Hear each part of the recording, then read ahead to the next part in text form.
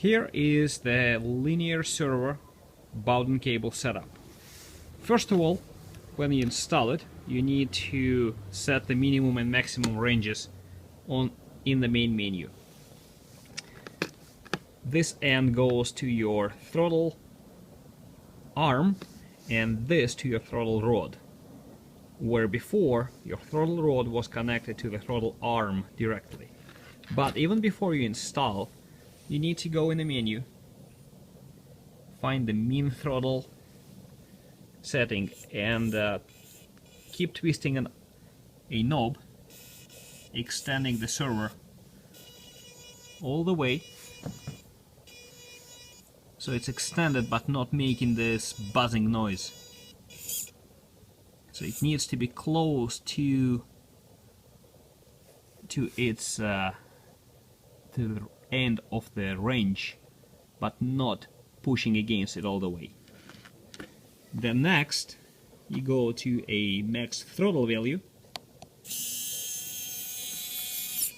and that's where you make sure that your fitting is set so that the cable is stretched all the way and server is able to keep this cable lightly stressed. And the way to verify correct setting is to make sure there is no slack. So you turn the knob to retract the server until your fitting is tied. But the server doesn't have to be overstressed like now. I'm adding too much stress, so server starts to shut down. It needs to be on the very end of the usable range.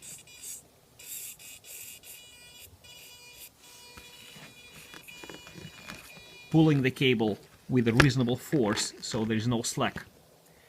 Like this looks good. And then next, to verify that everything is moving smoothly, you go to the swing menu, and this is where your throttle spring, putting a slight pressure, slight pull on the cable, will make sure it moves back and forth.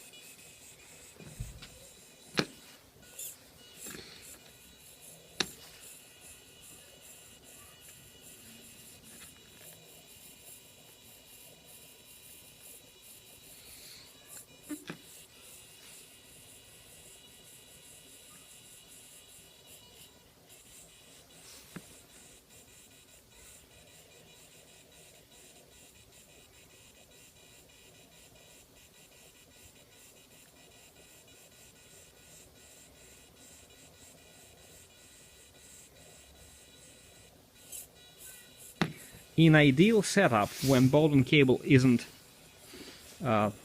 turning, isn't bent, cable will move freely, and that would be better for the whole setup.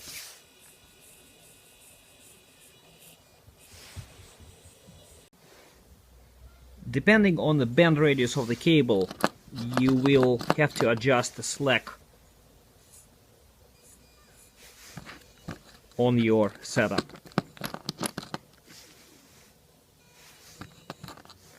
This is good. And again, going into a swing mode, when the cable is straight, there is no friction and it actually moves freely back and forth by itself. Although I cannot try this on my own boat due to the different throttle rod setup, this worked on a boat of a beta tester, and hopefully we'll get new pictures and videos soon.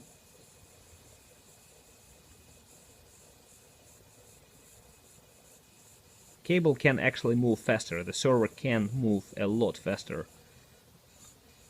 It's just a verification mode, so you can watch that it moves freely and with no hiccups.